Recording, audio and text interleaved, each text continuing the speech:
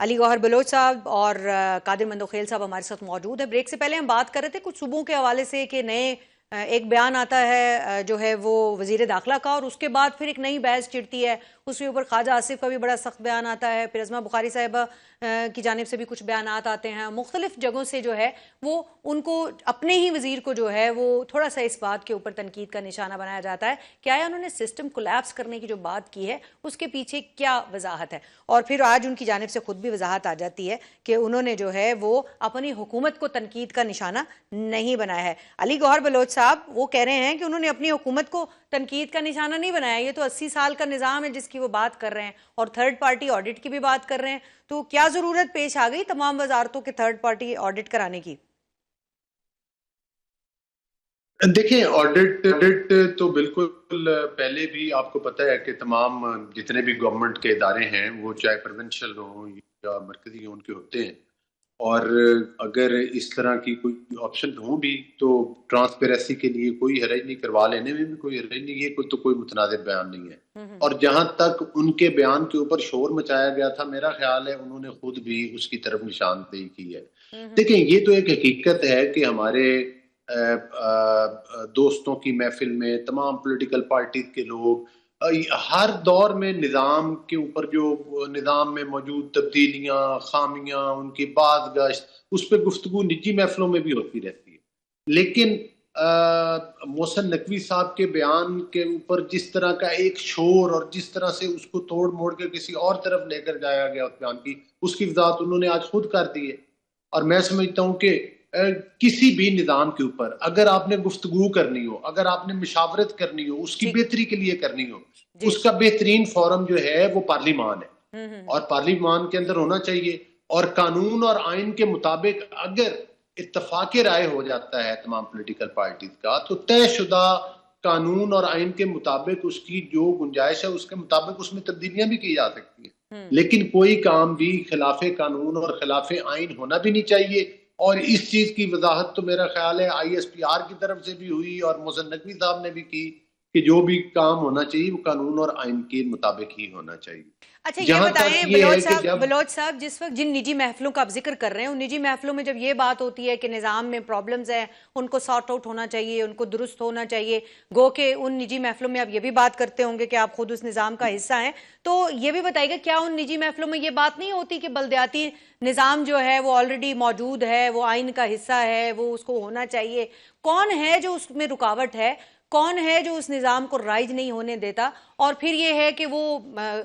اس میں جو رکاوٹ ہے اس کی وجہ بھی تو یہی حکومت ہے جو کہ نہیں ہونے دے رہی،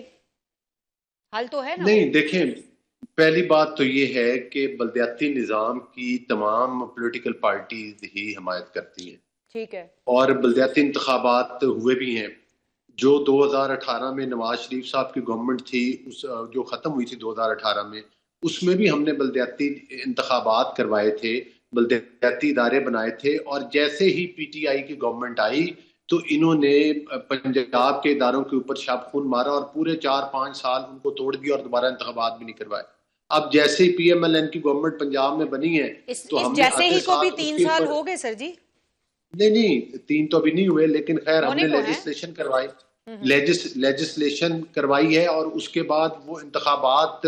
ابھی وہ حلقہ بندیاں بھی ہو گئی ہیں، اور پنجاب میں بلدیاتی انتخابات ہونے جا رہے ہیں۔ ہم انتخابات کرواتے ہیں، پی ٹی آئی والے آ کر پنجاب میں، چونکہ اس وقت آپ بھی یہ انہوں نے ہمیں مینڈیٹ بتا رہے کرایا ہیں کہ تھا۔ پنجاب نے تیاری کر لی ہے بلدیاتی انتخابات کی؟ بالکل، پنجاب میں ہونے جا رہے ہیں بلدیاتی انتخابات، اور ہونے بھی چاہیے، مطلب ہے کہ اس میں تو کوئی دوسری رائے نہیں ہے۔ اور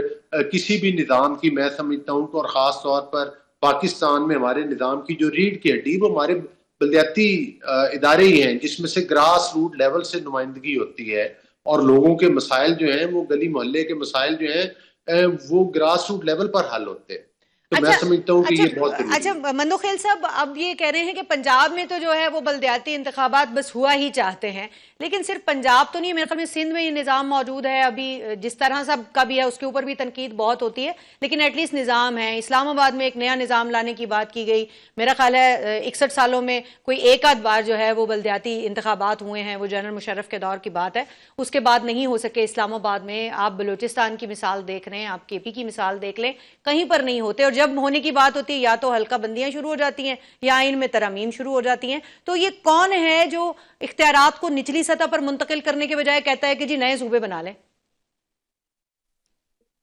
نیر علی، میرے پاس کوئی گاڑی نہیں، آپ کے پاس گاڑی، اور میں آپ کی گاڑی پہ اعتراض کروں اس کا رنگ صحیح نہیں ہے، اس کا انجن صحیح نہیں ہے، اس کا ماڈل صحیح نہیں ہے،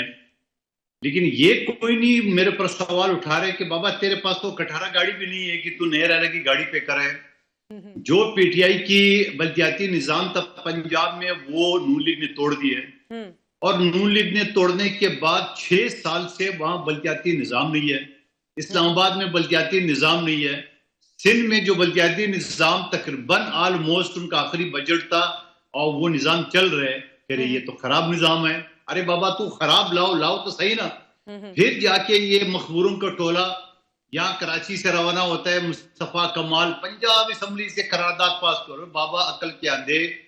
جس صوبے میں نظام ہی نہیں ہے ادھر تم قرارداد پاس کر رہے ہو. عقل کے اندھے، وہ تو خود جا کے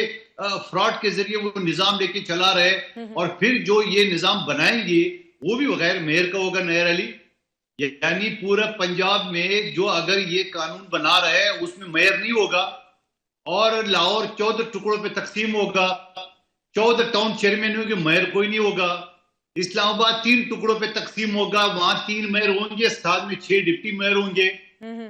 یہ جو ابھی تک نظام وہ فائنل کرے وہ یہ، چلو یہی صحیح، لاؤ تو صحیح، ہم تو اسی بھی خوش ہے، لاؤ تو صحیح. خود کچھ نہیں ہے، ہمارے اوپر جو نا وہ اعتراض لگا رہے نظام صحیح نہیں. تو میں یہ کہوں گا اس حوالے سے کہ اگر کوئی ڈاکٹر صحیح آپریشن نہیں کرے تو آپ اس کو تپڑ مار کے کسی وکیل یا انجینئر کو نہیں بولیں گے آ جاؤ آپریشن کرو. تو آپ جو نظام ہے اس کو بہتری کی کوشش ہے، اس کو تپڑ نہیں مارتے کہ پورے نظام کو لپیٹا کسی ڈکٹیٹر کے ہاتھوں دینا، اس کو نظام نہیں کہتے. اور پھر یہ سارے مطالبے کون کر رہے ہیں؟ نہ تو مسلم لیگ نون کر رہی ہے، نہ پیپلز پارٹی کر رہی ہے، نہ قومی اسمبلی کر رہی ہے، نہ سینٹ، نہ چاروں اسمبلی کر رہے. وہ کون کر رہے ہیں؟ ایک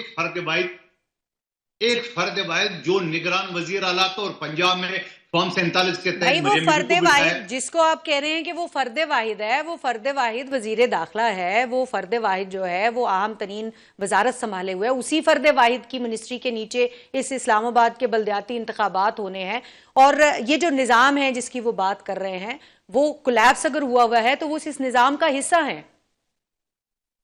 کتنی عقل مند ہے نیر علی آپ کو،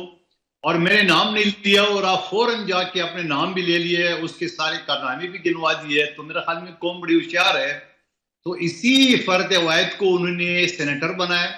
پھر اسی فرد واحد کو اس نے ٹاپ کی وزارت داخلہ دی ہے، پھر اسی فرد واحد کے بارے میں اس نے رانا سنوا نے کہا شکر کرو وزیر اعظم کا سیٹ نہیں مانگا. اب وہی فرد واحد جو کہ کابینہ کا ممبر ہے بولے فرسودہ نظام ہے.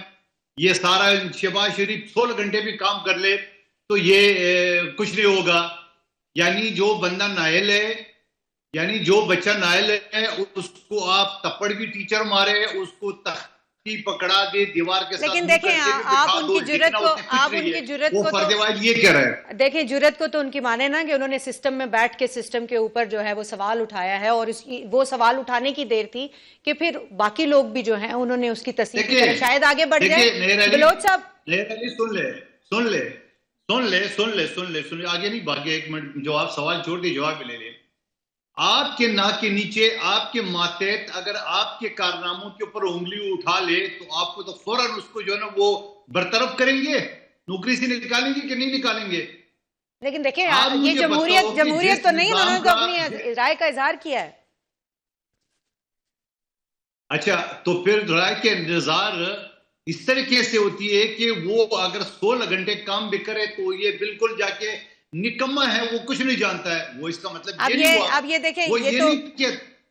یہ اس کے اوپر میں آپ کے پاس واپس آؤں گی مندوخیل صاحب، اور مجھے ایک بریک کے لیے کہا جا رہا ہے صاحب، آپ سے معذرت کے ساتھ میں واپس آتی ہوں بریک سے، تو میں پھر آپ سے جو ہے وہ اس کے اوپر آپ کا موقف جانتی ہوں، کیونکہ کافی ساری جو ہے وہ سخت باتیں کر گئے ہیں مندوخیل صاحب.